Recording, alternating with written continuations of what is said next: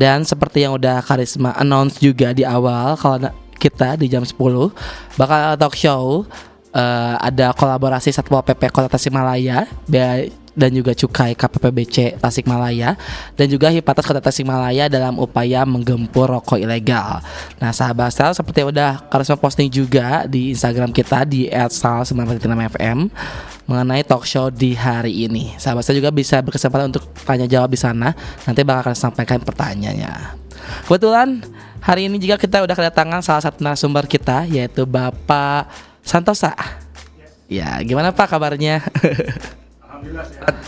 Oke, gimana perjalanan tadi dari kantor ke sini Pak? Aman aja? Alhamdulillah lancar perjalanan ya, karena Kota Tasik saat sekarang cerah.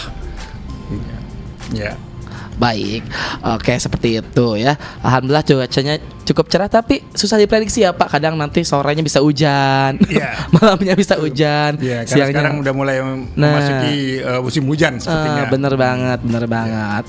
Oke, tentunya kita di sini bakalan ngobrol. Sebelum kita ngobrol mengenai masalah rokok ilegal, tentunya di masyarakat mungkin Pak masih banyak masyarakat yang mungkin belum mengenal atau belum tahu mengenai bea cukai itu sendiri. Nah, mungkin Bapak bisa menjelaskan mengenai tugas pokoknya ataupun fungsi dari bea cukai itu sendiri, utamanya di bea cukai Tasikmalaya itu seperti apa Pak? Baik. Sebelumnya saya akan menyapa dulu para pendengar setia Radio Style ya. 94,6 FM. Iya, benar banget. Sapaannya Sahabat Style. Oh iya, Sahabat Style ya. Ya, semoga para Sahabat Style sehat-sehat selalu. Amin. Ya, selamat pagi juga. Assalamualaikum kepada Kang Karisma. Iya, benar. Ya. Waalaikumsalam. Baik. Jadi saya akan menjelaskan apa itu bea dan cukai. Ya. Jadi lengkapnya disebut Direktorat Jenderal Bea dan Cukai. Jadi Direktorat Jenderal Bea dan Cukai itu merupakan salah satu instansi di bawah Kementerian Keuangan. Jadi setingkat eselon 1. Gitu, ya. Dari lebih kurang itu ada 11 direktorat. Di antaranya juga Direktorat Jenderal Bea dan Cukai, Direktorat Jenderal Pajak, Direktorat Jenderal Perimbangan Keuangan Pusat dan Daerah, dan direktorat-direktorat lainnya termasuk BPPK, yaitu Badan Pendidikan Pelatihan Keuangan.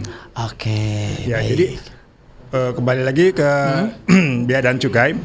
Jadi tugas dan fungsi daripada bea dan cukai itu lebih untuk memudahkan kami menghafal, yaitu RCTI.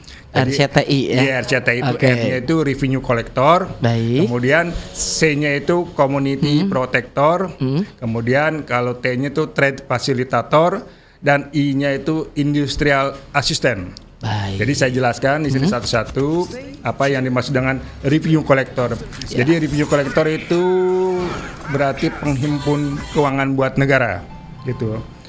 Jadi maksudnya yaitu mengoptimalkan penerimaan negara di sektor bea masuk, bea keluar, cukai juga yang sekarang akan kita bahas nantinya, serta pajak dalam rangka impor maupun ekspornya, serta PPN-nya ya, pajak pertambahan nilai daripada hasil tembakau sendiri. Ya. Kemudian mencegah terjadinya kebocoran daripada penerimaan negara. Jadi tentunya di sini penerimaan negara kita maksimalkan gitu ya, jangan sampai terjadi kebocoran gitu. Ya. Nah, kemudian yang berikutnya yaitu sebagai community protector. Jadi community protector yaitu melindungi masyarakat, masyarakat terhadap apa itu? Yaitu mencegah terjadi masuknya barang-barang yang membahayakan keamanan negara. Yang ilegal gitu ya Pak. Betul, tentunya itu jelas ilegal. Yang dimaksud dengan membahayakan keamanan negara tentunya di sini adalah narkoba. Nah, kemudian juga mungkin barang-barang yang sifatnya yang membahayakan ya. Itu membahayakan tentunya di sini seperti kayak mungkin senjata, tentunya kan itu tidak boleh, dilarang kalau tidak ada izin dari instansi terkait, dalam hal ini Polri ya. Kemudian juga kalau misalnya produk-produk untuk yang digunakan oleh oleh masyarakat. Contohnya kalau ini helm, helm itu mesti ada SNI-nya, standar nasional Indonesia. Kemudian juga velg, dan banyak produk-produk yang harus ada standar nasionalnya. Jadi kita ini dititipkan peraturan oleh Kementerian Perdagangan dalam hal ini. Ya. Baik. Kemudian juga mencegah masuknya barang-barang yang merusak kesehatan dan meresahkan masyarakat. Nah, itu yang tadi mungkin ya. Ya, obat-obatan itu kan tentunya harus ada izin edarnya ya. Ya, dalam hal ini yaitu dari BPOM. Ya, Badan Pengawas Obat dan Makanan. Jadi itu tidak sembarangan juga. Harus ada perizinan. Ya. Karena dia akan dikonsumsi oleh masyarakat. Gitu. Kemudian melindungi masyarakat terhadap masuknya barang yang tidak memenuhi standar yang tadi sudah saya sebutkan. Nah, sekarang yang berikutnya itu trade facilitator, yaitu memfasilitasi perdagangan. Jadi memberikan fasilitas perdagangan melalui berbagai upaya yang strategis dengan tujuan untuk apa? Yang pertama yaitu meningkatkan kelancaran arus barang dan perdagangan. Berikutnya menekan ekonomi biaya tinggi. Yang berikutnya lagi menciptakan iklim perdagangan yang kondusif dan mencegah terjadinya perdagangan ilegal gitu. Jadi kalau bentuk pelayanannya tuh dalam fasilitas perdagangan ini berbagai macam, seperti sistem dan prosedur kepabeanan yang sederhana dan applicable, kemudian juga perangkat IT yang mudah diakses gitu, dan transparansi informasi, serta tracking dokumen kepabeanan, jadi bisa di-trace gitu sampai di mana proses daripada pengirimannya. Ya, dokumen tersebut diproses. Kemudian juga force clearing audit. Kemudian juga sekarang kan menggunakan juga standar penerapan single window. Nah, itu gimana tuh, Pak? Ya, itu jadi di tiap-tiap instansi yang berkaitan dengan kepabeanan ya, itu bisa saling connect gitu. Jadi antara bea dan cukai, kemudian juga industri dan perdagangan, kemudian juga stakeholder itu mereka bisa bisa ngecek juga, ya. Betul ya, sampai di mana proses daripada kepabeanan atau barang impornya tersebut. Nah, kemudian juga ada pemeriksaan sebelum pengiriman, yaitu seperti yang disebut dengan pre-shipment inspection gitu. Jadi pemeriksaan di awal gitu. Nah, jadi didasarkan semuanya itu didasarkan pada international best practice, yaitu mendasari pada sistem kepabeanan internasional. Kemudian yang terakhir yaitu industrial assistant. Jadi memberi dukungan dalam rangka apa? Melindungi industri dalam negeri dari masuknya barang-barang ilegal gitu ya. Seperti yang tadi kan, tidak semuanya barang kalau tidak memenuhi standar ya bisa masuk ke dalam negeri. Kemudian membantu meningkatkan daya saing industri dalam negeri ya. Ya, contohnya seperti kayak kalau di sini kita ada kawasan berikat. Kawasan berikat. Jadi kawasan berikat itu suatu perusahaan yang mendapatkan fasilitas dari negara melalui bea dan cukai dalam hal ini. Ya, jadi barang-barang impornya itu ditangguhkan dulu bea masuk dan pajak dalam rangka impornya. Ya, gitu. Tapi orientasinya produknya itu harus diekspor. Bisa dijual ke dalam negeri, baru nanti dihitung bea masuk dan pajak dalam rangka impornya. Gitu. Kemudian ada juga namanya perusahaan yang mendapat fasilitas negara dalam bentuk KIT-IKM. KIT-IKM itu kepanjangan dari kemudahan impor, tujuannya ekspor, yaitu skalanya industri kecil dan menengah. Contohnya kalau di sini di daerah Kawalu, seperti PT Ciwulan Putra Mandiri. Nah, jadi dia mendapatkan pembebasan itu.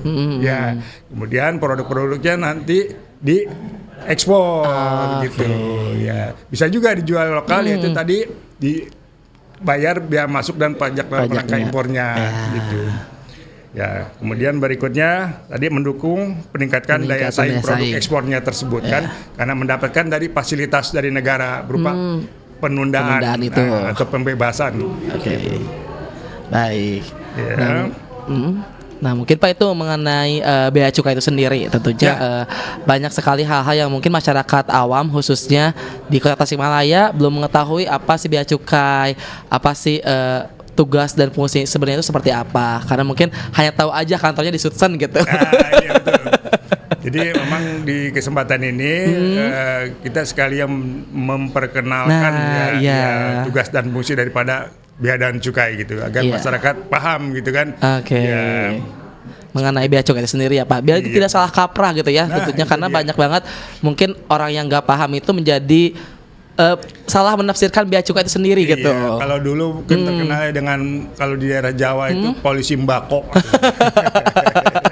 Polisi mbako. Polisi mbako gitu. Oke. Nah Pak, sekarang kan kita akan fokus ke membahas cukainya nih Pak. Nah sebenarnya apa sih cukai itu dan apa sih fungsinya? Jadi cukai itu merupakan pungutan negara.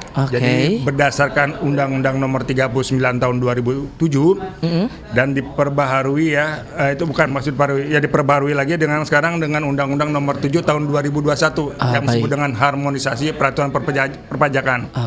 Kalau awalnya itu yaitu Undang-Undang Nomor 11 Tahun 1995 yaitu tentang cukai. Nah gitu, awalnya itu kemudian diperbarui Undang-Undang Nomor 39 Tahun 2007 dan sekarang diperbarui lagi dengan Undang-Undang HPP, Harmonisasi Peraturan Perpajakan, jadi penggabungan daripada pajak dan cukai. Gitu. Jadi cukai itu adalah pungutan negara yang dikenakan terhadap barang tertentu yang mempunyai sifat atau karakteristik dan ditetapkan dalam undang-undang. Jadi maksud dengan karakteristik tersebut yaitu meliputi barangnya itu dikonsumsi perlu dikendalikan. Jadi barang kena cukai ini tidak sembarangan gitu kan untuk beredar gitu dan dikonsumsi. Untuk itu perlu dikendalikan. Gitu. Dan peredarannya juga perlu diawasi. Serta pemakaiannya itu dapat menimbulkan dampak negatif bagi masyarakat atau lingkungan hidup dalam hal ini kesehatannya. Karena contohnya daripada produk rokok ataupun tembakau iris itu kan merusak kesehatan. Baik yang merokoknya atau yang berada di sampingnya juga maupun juga lingkungan di sekitarnya gitu.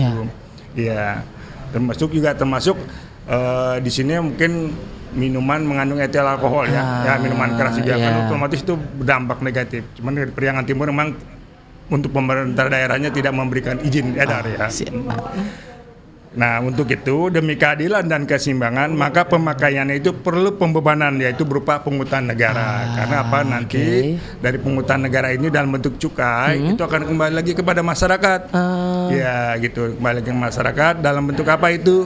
Seperti BPJS, BLT gitu atau mungkin pembangunan atau peningkatan fasilitas daripada rumah sakit. Dan juga fasilitas-fasilitas lainnya mungkin ya Pak. Nah, jadi fungsinya itu dua. Jadi kita mengenal istilahnya reguler dan budgeter. Jadi kalau regulernya itu apa? Yang dimaksud regulernya yaitu mengendalikan konsumsi masyarakat, melindungi keberlangsungan tenaga kerja di sektor industri hasil tembakau. Itu karena kalau di Pulau Jawa itu kan banyak pabrik-pabrik rokok, jumlah karyawannya itu bisa mencapai ribuan. Itu jadi makanya di sini diatur gitu karena apa? Tadi agar para industri rokok ini bisa berusaha jadi gitu. Jadi dengan istilahnya tidak menimbulkan persaingan yang sangat ketat gitu. Nah juga jadi meminimalisir peredaran barang kena cukai ilegal. Nah sedangkan fungsi dari budgeter yaitu fungsi penerimaan sebagai penerimaan negara yang sangat potensial dalam hal ini. Jadi dalam struktur penerimaan perpajakan dalam sektor cukai ini setidaknya tuh 10% gitu berasal dari penerimaan cukai. Jadi perpajakannya itu 10% berasal dari penerimaan cukai juga ya Pak? Iya betul. Nah berarti kan cukai itu kan pungutan negara sama mirip-mirip sama pajak lah ya. Untuk sebenarnya berapa sih pungutan negara di sektor cukai ini dan mungkin untuk bea cukai khususnya di Tasikmalaya sendiri berapa penerimaan di sektor cukainya? Jadi kalau misalnya penerimaan dari sektor cukai kalau untuk skala nasional itu DJBC ditargetkan itu untuk tahun ini sekitar 246,1 triliun. Itu dari tahun lalu tahun 2023 itu tahun 2023 itu sekitar 245,4 triliun gitu. Itu untuk skala nasional ya. Jadi skala nasional. Kalau untuk skala kantor Tasik sendiri yaitu tahun ini itu tahun 2024 itu targetnya itu 48,207 miliar gitu. Dan untuk realisasinya sampai 30 September tahun 2024 itu lebih kurang mencapai 38 miliar. Ya, gitu. Jadi ya sesuai trajektori juga gitu, dari yang direncanakan gitu. Oke. Nah, mungkin di masyarakat sendiri banyak beredar bahwasannya cukai itu kan identik dengan rokok, Pak. Betul. Apalagi kita nanti bakal membahas rokok ilegal yang mungkin nggak ada cukainya. Dan bahkan di lingkungan saya sekitar juga, iya rokoknya cukayan tuh, atau tidak gitu. Banyak banget peredarannya saat ini gitu untuk rokok yang mungkin tidak ada pita cukainya di kemasannya. Nah, kalau misalnya untuk rokok sendiri nih, Pak, kalau ada orang yang bisa membeli rokok sebungkus nih, nah itu dapat cukainya berapa sih, Pak, dari perbungkus itu? Ya, jadi terhadap rokok itu lebih kurang cukainya itu sekitar 60%, Pak. 60% dari harga rokok. Dari harga rokok itu. Jadi masuk buat negara gitu. Contohnya aja ya, misalnya produk rokok yang taruhlah yang 20 batang lah gitu ya. 20 batang itu berarti dikalikan tarifnya. Nah, kalau dia sigaret kretek mesin itu tarifnya sekitar 700-an. Kalau sigaret putih mesin lebih tinggi lagi itu, Pak. Sekitar 1.200-an begitu. Nah, makanya sigaret putih mesin itu karena dia menggunakan mesin dan tembakonya murni, tidak dicampur cengkeh, otomatis tarifnya juga lebih tinggi gitu dibandingin yang kretek. Kalau kretek kan dicampur dengan cengkeh ya. Jadi kalau misalnya harganya misalnya 30.000, nah itu 60%-nya itu sekitar berapa? 18 ribuan ya. 18 ribuan itu masuk ke kas negara gitu ya. Tapi kas negara dan kas daerah juga karena untuk pajak rokoknya itu masuk ke kas daerah. Ya. Kalau misalnya itunya cukainya masuk ke kas negara seperti itu, Pak. Baik, sebelumnya mungkin sebelum kita lanjut ke pertanyaan berikutnya, saya coba selamat datang kepada Bapak Haji Ahmad Jahid selaku Ketua Himpunan Pedagang Tasikmalaya dan menjadi juga salah satu narasumber di sini. Mungkin Bapak karena tidak tertangkap kamera sebelah sini duduknya agak digeser. Mohon maaf. Supaya terlihat ya, Pak. Tuh mikrofonnya sebelah sana. Nah, gimana Pak? Apa kabar Pak hari ini? Alhamdulillah baik. Oke, agak lebih dekat lagi. Ya, siap. Nah, ini saya baca udah lengkap kedua dari narasumber kita hari ini, yang tentunya ini bakal berkolerasi sekali antara Bea Cukai dan juga Pak Ahmad selaku Ketua Himpunan Pedagang di Kota Tasikmalaya khususnya.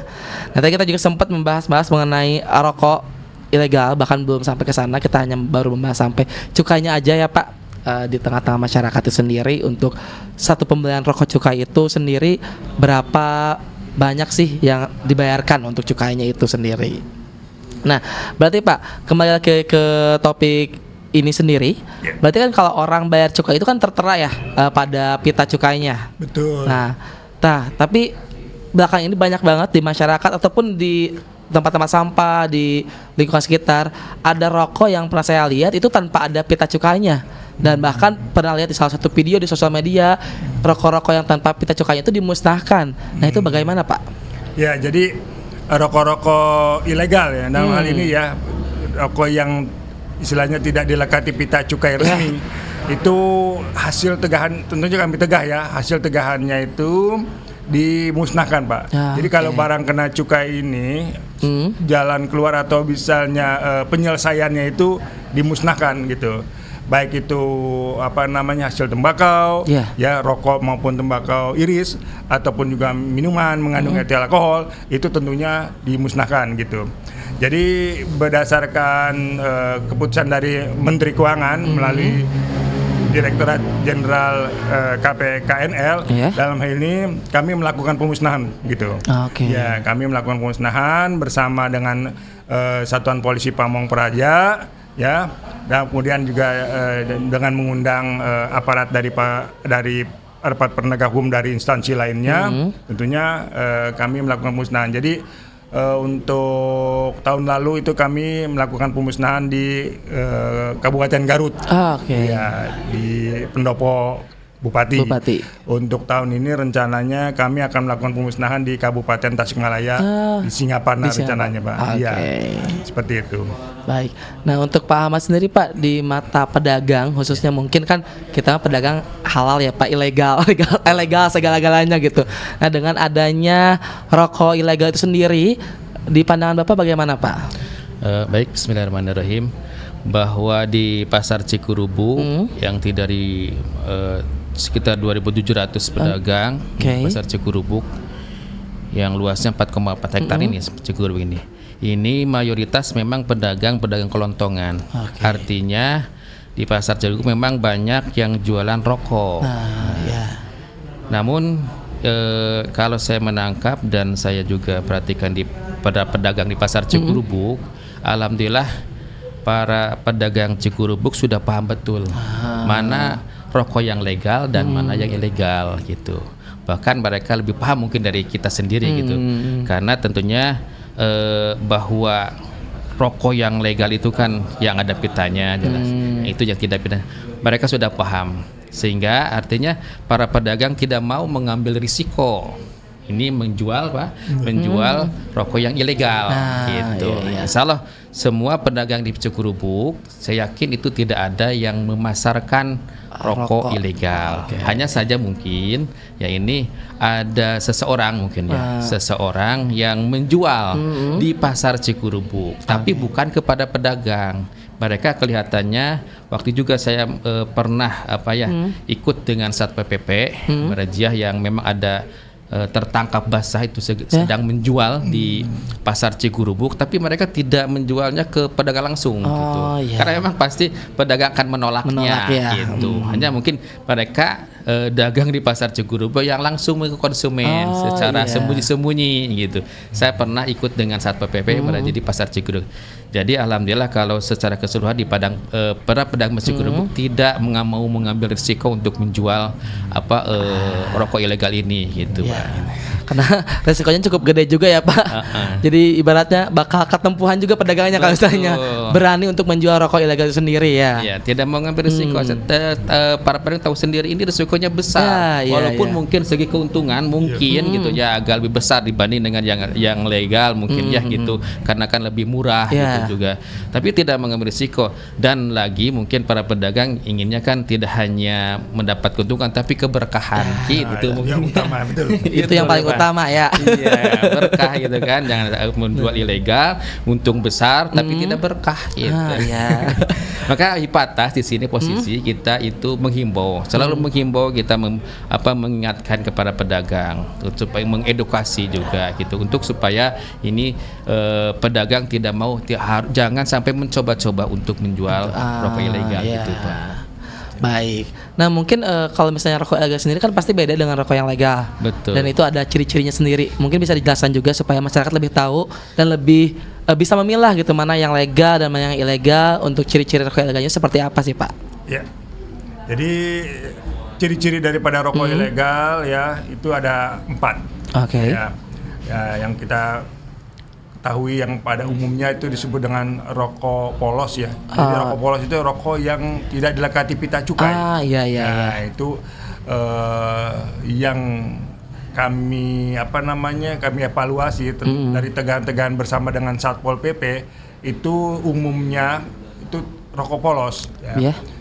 Rokok yang tidak dilekati pita cukai. Kemudian ciri berikutnya yaitu rokok yang menggunakan pita cukai palsu.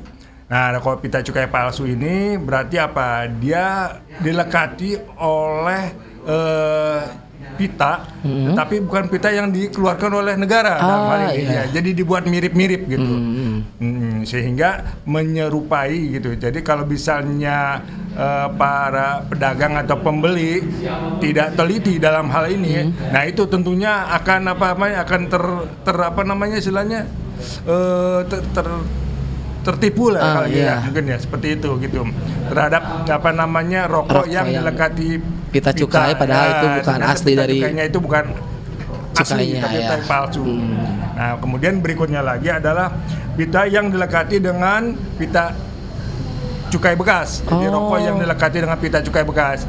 Jadi yang dimaksud dengan dilekati dengan pita cukai bekas adalah ketika dia membuka rokok kemasannya itu ya, tutupnya itu dipastikan harusnya itu pita cukainya itu terobek ya. Nah kalau ini pita cukainya dilepas dulu, istilahnya dikletek ya. Nah kemudian dikumpulkan dan dijual kembali ke pabrik atau misalnya orang penambungnya itu. Nah kemudian ditempelilah kembali ke produk baru. Nah otomatis kan akhirnya di situ ada pita cukai ya, ada kewajiban daripada pengusaha pabrik rokok itu ya yang harusnya membayar cukai tetapi tidak karena menggunakan pita cukai bekas tadi gitu. Nah, yang kemudian yang berikutnya yaitu rokok ya yang dilekati oleh pita cukai bukan untuk untuk haknya gitu. Yang disebut dengan personalisasi yaitu bukan untuk rokoknya gitu. Bukan misalnya gini, pabrik A ya kan rokok pita cukai pabrik A dilekati ke produk rokok pita cukai B. Nah, tentunya dalam hal ini itu dia menyalahi dari aturan. Jadi ini disebut juga dengan rokok ilegal gitu. Karena apa? Ini terkait dengan perizinan gitu. Jadi pengusaha atau pabrik ya yang terkait dengan barang kena cukai ini harus didaftarkan gitu. Fungsinya agar memudahkan kami dalam melakukan pengawasan gitu. Kemudian ada juga yang istilah yaitu rokok yang salah peruntukannya. Nah ini yang pada umumnya terjadi juga nih. Jadi kalau salah peruntukan di tiap-tiap jenis rokok itu tarifnya beda-beda. Ada sigaret kretek tangan maupun sigaret kretek mesin. Nah, adapun juga sigaret putih mesin atau sigaret putih tangan. Nah, jadi kalau yang menggunakan tangan atau dikerjakan oleh pelinting itu tarifnya lebih rendah gitu dibandingin dengan yang diproduksi menggunakan mesin. Jadi kalau yang menggunakan mesin otomatis jumlah produksinya dalam 1 tahun itu lebih besar daripada yang dikerjakan oleh manusia dalam hal ini dengan tangan ya. Nah, jadi kalau yang menggunakan mesin tentunya tarifnya itu lebih mahal. Ya. Nah, kalau yang menggunakan tangan lebih rendah. Nah, jadi pita cukai yang SKT dalam hal ini dilekatkan ke SKM. Nah, itu namanya salah peruntukan ya. Ini disebut juga di rokok ilegal gitu ya. Karena di situ ada hak negara yang kurang tidak terpenuhi gitu. Mungkin itu. Baik, dan mungkin untuk rokok ilegal itu sendiri kan rokoknya itu tidak memenuhi syarat ya Pak untuk peredarannya ataupun untuk pembuatannya bahkan tidak ada izin ataupun uji lab gitu yang notabene mungkin membahayakan bagi semua orang gitu untuk yang mengkonsumsinya. Secara rokok biasa juga kan cukup bahaya untuk dikonsumsi terus menerus. Nah apalagi ini gitu ya untuk rokok ilegalnya itu sendiri. Nah untuk itu sendiri kalau misalnya kita berkaca mungkin di daerah Priangan Timur, Tasik, Kabupaten, Kota, Garut, Pangandaran. Nah itu untuk peredaran rokok ilegalnya gimana Pak? Udah sampai mana sih peredarannya gitu? Ya khususnya untuk Kota Tasik ya itu dari 101 penindakan. Hasil tegahan kami bekerjasama dengan Satpol PP Kota Tasik itu lebih kurang 853.000 batang. Ya jumlah tegahannya itu. Kalau menurut perkiraan nilai barang itu lebih kurang 1.177 juta lebih gitu. Dan potensi kerugian negaranya tentunya di sini adalah 636.520 juta. Ya gitu. Jadi kalau total penindakan dari kantor Bea dan Cukai Tasikmalaya se-Priangan Timur itu lebih kurang sekitar ada 374 penindakan yaitu dari tegahan rokok itu hampir 3,8 juta batang dengan perkirakan nilai barang itu sekitar 4,5 miliar Oke. dan potensi kerugian negaranya itu sekitar 2,5 miliar. Gitu. Ya. Mungkin itu yang bisa kami sampaikan. Oke, Gitu, ya. untuk peredaran di wilayah Periangan Timurnya sendiri ya Pak. Ya. Nah mungkin untuk peredaran atau pemasaran rokok ilegal yang mungkin di daerah Tasikmalaya jarang ya Pak untuk produsennya sendiri. Mungkin banyaknya di daerah-daerah Jawa, daerah-daerah sebelah sana lah yang mungkin punya produksian tembakau atau di Tasik juga ada. Tasik juga banyak. Oh ada. Apanya? Peredaran rokok ilegal. Peredaran kalau atau pembuatannya juga ada nggak? Tadi hasil tegahan kami itu ya, menurut data yang kami miliki itu sekitar 101 kali penindakan itu Oke. ya. Jadi banyak juga ya. banyak Banyak berarti Tasik banyak juga di Kota Tasik. Tapi di Tasik adakah pembuatnya atau Oh nggak produsennya? ada. Tidak Kami ada. pastikan kalau di Tasik insya Allah nggak ada. Ya, kalau ada pun maksudnya- berhadapan dengan Bapak. Oh iya betul. Kalau memang ada udah kami tutup Tindak, itu, ya. tindak dengan Langsung dirinya. ditutup itu mah tanpa ampun ya Pak. Hmm. Nah mungkin itu sahabat asal beberapa hal mengenai rokok ilegal tentunya yang telah disampaikan oleh narasumber kita. Nah mungkin Pak untuk di segmen terakhir untuk himbauan untuk masyarakatnya kaitannya dengan mungkin bea cukai dan juga bahayanya rokok ilegal itu seperti apa sih, boleh dikasih tahu mungkin dari Bapak sebagai bea cukai sendiri dan sebagai pedagang atau himpunan pedagang Kota Tasikmalaya. Ya. Himbauan dari kami dari kantor Bea dan Cukai Tasikmalaya kepada masyarakat Kota Tasikmalaya, kami mengharapkan partisipasi dan dukungannya terhadap gempur rokok ilegal ini, gitu ya. Jadi kami berharap jangan sampai mengkonsumsi atau membeli rokok ilegal, ya. Dan apabila misalnya mendapati atau ditawari, gitu kan, oleh pedagang atau penjual rokok ilegal, silahkan laporkan ke kami, ya, kantor Bea dan Cukai Tasikmalaya dengan nomor kontak 0811 2002 321 atau bisa melalui Facebook maupun Instagram, ya, ataupun istilahnya Twitter atau Kris sekarang X ya. X ya. X Bea dan Cukai Tasik. Bea Cukai Tasik. Atau bisa juga melaporkan ke Satuan Polisi Pamong Praja terdekat yaitu Kota Tasikmalaya. Mungkin itu Pak himbauan dari kami ya, sebagai aparat Bea dan Cukai Tasikmalaya. Nah mungkin untuk dari Bapak Pak sebagai himpunan pedagang Tasikmalaya himbauannya untuk masyarakat. Pertama, kalau saya melihat ini perlu memang lebih untuk edukasi dan sosialisasi dari pemerintah, baik itu dari Bea Cukai maupun Satpol PP itu ke wilayah pasar. Edukasi artinya memberikan pemahaman bagaimana atau cara ciri-ciri pada itu apa rokok ilegal itu, karena mungkin tadi ada yang sedikit sulit untuk membedakannya mungkin dan seperti itu. Memberikan edukasi bahayanya, efeknya, terus juga risikonya, gitu kan. Sosialisasi memberikan kepada baik itu para pedagang maupun nanti pembeli. Itu perlu edukasi dan sosialisasi.